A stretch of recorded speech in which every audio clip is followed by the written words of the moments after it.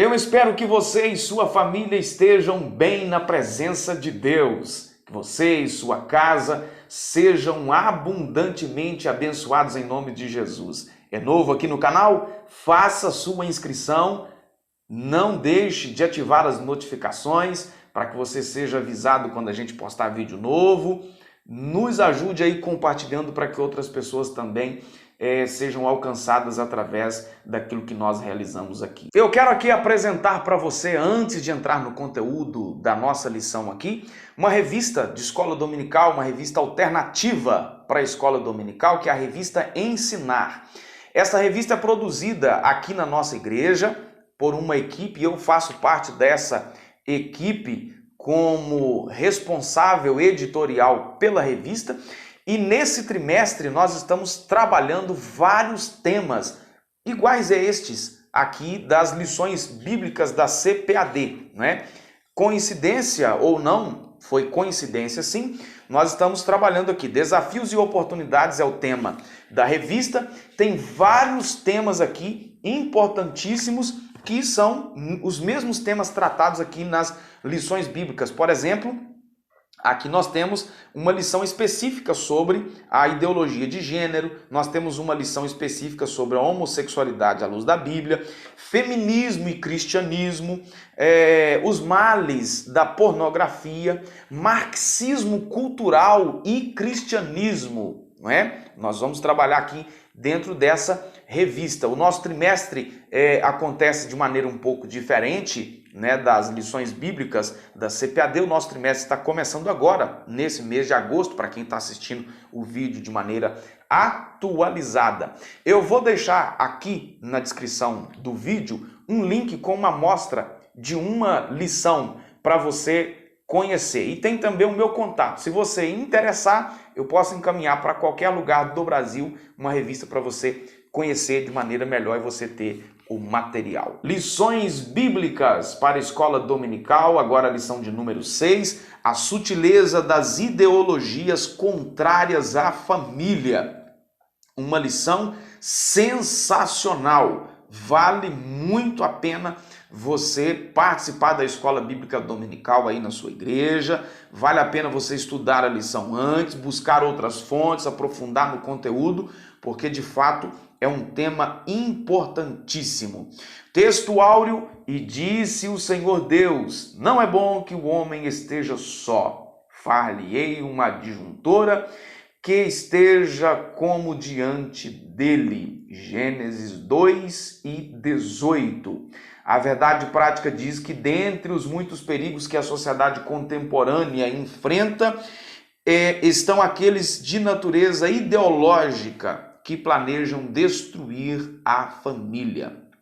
Meu irmão, não tenha dúvida, Satanás mudou de estratégia, né? É lógico que isso aqui não vale para todas as regiões do planeta. Ainda em muitas regiões, a maior perseguição ainda é física, né? Cristãos são apedrejados, são degolados, muita gente perde a vida diante de perseguições físicas, mas em muitos países, como é o nosso caso aqui do Brasil, muitos países enfrentam a perseguição ideológica, a tentativa de desconstruir os princípios morais, né? E isso tem acontecido de forma assim muito ferrenha aqui na nossa nação. Portanto, nessa lição nós mostraremos que a família é um projeto de Deus e que há valores fundamentais sobre os quais ela está edificada.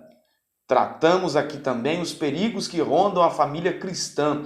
Velhas práticas como a infidelidade conjugal, bem como os modelos alternativos de construção familiar, são perigos que demandam nossa atenção. Então, basicamente, é isso que nós vamos tratar na lição de hoje.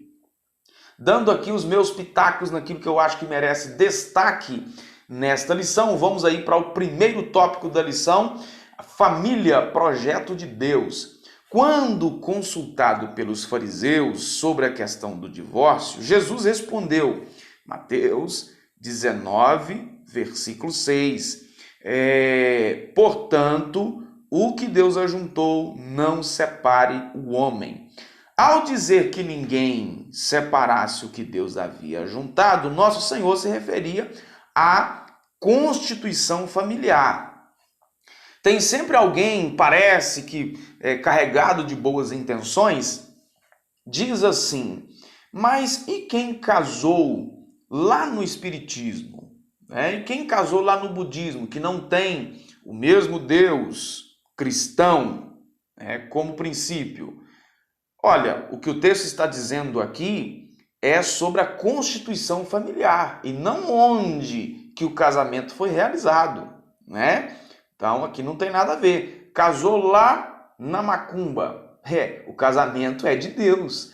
Casou lá no budismo, o casamento é de Deus, porque a questão aqui não é onde o casamento está sendo realizado. A questão é a constituição familiar. É isto que é de Deus. Para que seja de Deus, a Bíblia tem as suas regras, né? O casamento precisa ser heterossexual, segundo a Bíblia. Ele precisa ser monogâmico, ou seja, um homem para uma mulher. Nós já falamos aqui isso em lições anteriores. Pega aí na sua revista e vê as lições que falam a esse respeito. Tem vídeos aqui no canal que nós abordamos as lições anteriores, que isso fica assim de maneira muito clara. A família, portanto, é criação de Deus. Esse fato mostra a importância que a família tem no projeto de Deus para a humanidade, ok? Em relação à sociedade, no contexto social, a família é a primeira constituição a ser estabelecida. Deus instituiu a família e a família é a célula máter, a célula principal da constituição social. Ou seja, ela é a base para a sociedade. Na verdade, não poderia haver sociedade sem a existência da família. É por isso que as ideologias, elas atacam primeiramente as famílias, né? Porque para implantar os projetos no meio da sociedade, como por exemplo, o projeto da ideologia de gênero e outras ideologias malignas, a família é o primeiro obstáculo contra a implantação dessas ideologias. A igreja é o segundo obstáculo, né, contra essas ideologias. Então é por isso que a família e a igreja vem sendo duramente atacada nesses últimos tempos. Não há dúvida de que a desagregação da família moderna está no topo dos principais problemas sociais. O que você precisa guardar desse tópico 1 é que a família é uma constituição divina e, por isso, é a célula máter da sociedade, ok? Para o segundo tópico, fundamentos da família cristã, casamento monogâmico e heterossexual, como eu acabei de citar, nós temos também uma lição específica tratando desse tema. Aqui é só mais alguma pincelada, um complemento. No contexto do Novo Testamento, o casamento é monogâmico, como eu acabei de dizer, um homem para uma mulher. É isso que o texto diz. Ou seja, o indivíduo só pode ter um cônjuge. Lá no Antigo Testamento, era muito praticado a questão da poligamia. Vários personagens bíblicos tinham várias esposas. Exceto, nós temos o exemplo, por exemplo, de Jó, nós temos Isaac, né? Temos alguns outros, mas todos aqueles que escolheram o caminho da poligamia tiveram consequências terríveis. Isso, de certa forma, era tolerado, né? Não era o desejo de Deus. Deus tolerava. No contexto do Novo Testamento, o princípio da monogamia não é apenas ensinado, mas exigido. Primeira carta de Paulo a Timóteo, capítulo 3 e versículo 2.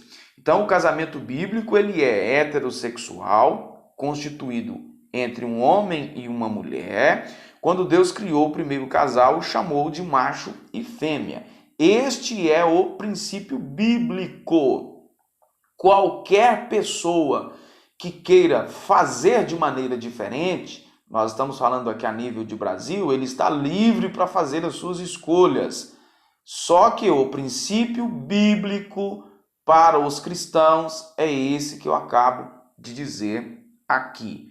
Então, qualquer outra prática diferente desta, à luz da Bíblia, constitui-se então uma prática pecaminosa, ok?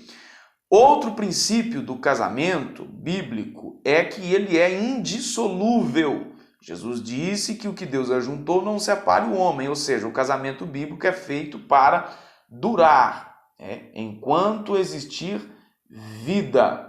Morrendo um dos cônjuges, o vivo então está livre para casar de novo.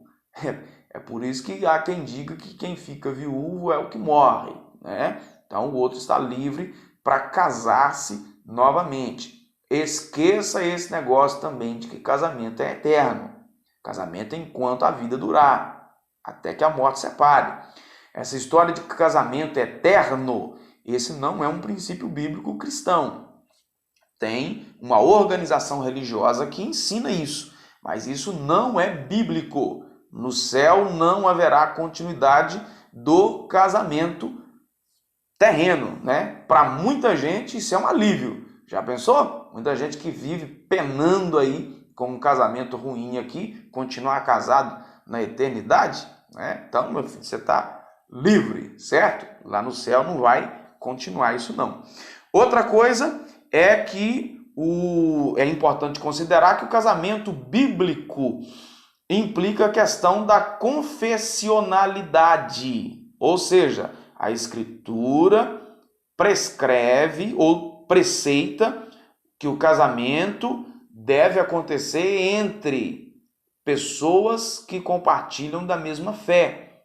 Não é bíblico, a Bíblia não apoia, a Bíblia não recomenda a união entre um crente e o incrédulo. Isso aqui é o que o texto chama de julgo desigual. Eu acho que eu falei isso numa outra lição aqui também. É preciso ter atenção que julgo desigual não se limita à questão da fé. Existem outros fatores também que devem ser considerados como julgo desigual, como, por exemplo, diferença extrema de idade, né? Diferença extrema de condição financeira, diferença extrema de níveis de intelectualidade, de conhecimento, né? Alguém que tem doutorados nisso, naquilo, em diversas áreas, com alguém que é um semi-analfabeto, e isso pode ser classificado como julgo desigual, sim senhor, porque os níveis de relacionamento dessas pessoas vão ser diferentes, né? E que vai trazer lá na frente uma complicação para o casamento. Você dizer que quem fizer isso está pecando e que vai perder a salvação, aqui não tem nada a ver com salvação. Aqui tem a ver com questão de organização, de estar bem. Esse casamento, levando em consideração essas coisas, vai ter tudo para dar certo. Ignorando isso, vai ter tudo para dar errado, né? Então, como diz o ditado, prevenir é melhor do que remediar. O que você precisa guardar desse tópico 2, monogamia, heterossexualidade e indissolubilidade são fundamentos da família cristã. Tópico 3 da lição, a sutileza da nova configuração familiar. Em maio de 2011, o Supremo Tribunal Federal, STF, sempre ele, reconheceu a união homoafetiva como núcleo familiar como qualquer outro. A Suprema Corte fez isto por não haver uma legislação que regularize isto, porque essas coisas não passaram lá no Congresso. Então, o STF, burlando o princípio de que o legislativo é a casa que fabrica as leis, ele então estabeleceu isso. Para evitar a falta de reconhecimento nos cartórios, o CNJ, Conselho Nacional de Justiça, aplicou uma resolução em que regulamentava os trâmites que proibiam os cartórios de recusar a celebração da união civil e a conversão estável em casamento entre pessoas do mesmo sexo. Todavia, esse é um pensamento das cortes supremas da nossa nação. Mas o pensamento bíblico é que a família é formada por um homem e por uma mulher, conforme a definição de vários textos que, ainda que muitos tentam distorcê-los, é uma tentativa totalmente desprovida de argumentos exegéticos, hermenêuticos, ou seja, argumentos desprovidos de parâmetros legais de interpretação. São apenas argumentos para dar luz a entendimentos pessoais e não entendimento bíblico. Ainda dentro dessa questão aqui, aí surgem várias outras, como a questão de um grande inimigo que a família e o cristianismo têm, que é a questão da ideologia de gênero. A ideologia de gênero, basicamente, aqui prega que todo mundo é livre para fazer a escolha do gênero que ela quiser. O gênero não estaria mais limitado à questão de macho e fêmea, ou homem e mulher. E aí surge uma outra questão que só de tentar entender isso já traz uma complicação, que é a questão da sexualidade não binária. Uma pessoa não binária é aquela que não se percebe como pertencente a um único gênero. Ou seja, uma pessoa não binária pode se achar que não é homem ou mulher, ou pode achar que é as duas coisas, ou algo totalmente diferente disto, né? Alguém vai entender, como por exemplo tem vídeo na internet aí, de alguém que se acha que é um cachorrinho, e aí bota coleira e tudo mais. São as práticas malignas dentro dessa ideologia nefasta, e que, ainda que existam leis proibitivas disto, as nossas crianças estão sendo bombardeadas todos os dias nas escolas, nas séries de TV, nos filmes, nos contos, até infantis estão aderindo a esse tipo de coisa. A questão aqui do gênero não binário, né? A pessoa não binária, melhor dizendo, mesmo tendo o órgão genital de determinado sexo, não se reconhece dentro desse gênero. Evidentemente que isto contradiz de forma direta aquilo que a Bíblia descreve para nós e também contradiz as leis biológicas que definem os sexos masculino e feminino. Só que para quem quer viver desse jeito, não importa o que a ciência e o que a religião diz, elas querem viver assim e pronto, e acabou. Contudo, é dever, é direito nosso, que pensa de maneira diferente, contrapor isso, seja no ambiente familiar, seja no ambiente religioso, seja também no campo político. Esta é uma guerra social, é uma guerra de cultura, e portanto dentro da cultura, tratando-se aqui de Brasil, né, um país democrático, todos nós constitucionalmente temos o direito de nos expressar, desde que não ofenda o outro, desde que não caminhe aí para um discurso de ódio. Não é esse, você dizer que é contra, você não está discriminando pessoas. Existe uma diferença entre discriminar pessoas e dizer aquilo que está certo ou errado, ou expressar a sua opinião. Existe uma grande diferença disso. Portanto, a igreja, eu já disse isso aqui em outros vídeos, a igreja, ela foi chamada para se posicionar, a igreja precisa se posicionar dentro daquilo que ela crê, portanto, precisa ser um abrigo seguro também para receber todo aquele que queira viver conforme o padrão que a Bíblia nos ensina. A igreja tem o direito de pregar aquilo que crê, mas não tem o direito de odiar as pessoas. E, portanto, a igreja, de fato, não faz isso. Quem diz cristão e odeia o seu irmão, ele é mentiroso. É aquilo que a Bíblia diz, né? Basicamente é isso aí. O que você precisa guardar desse tópico 3 aqui é que a nova configuração familiar se caracteriza pela normalização do casamento entre pessoas do mesmo sexo e da sexualidade não binária. Quarto e último tópico, caminhando para fechar o meu tempo aqui, que normalmente é de praxe, já esgotou. Princípios bíblicos para uma família sólida. Os pais têm o papel de formar nos filhos valores bíblicos. Nós precisamos ensinar os nossos filhos aquilo que a palavra de Deus nos ensina. A educação dos filhos, portanto, deve tomar como princípios os valores ensinados na Bíblia.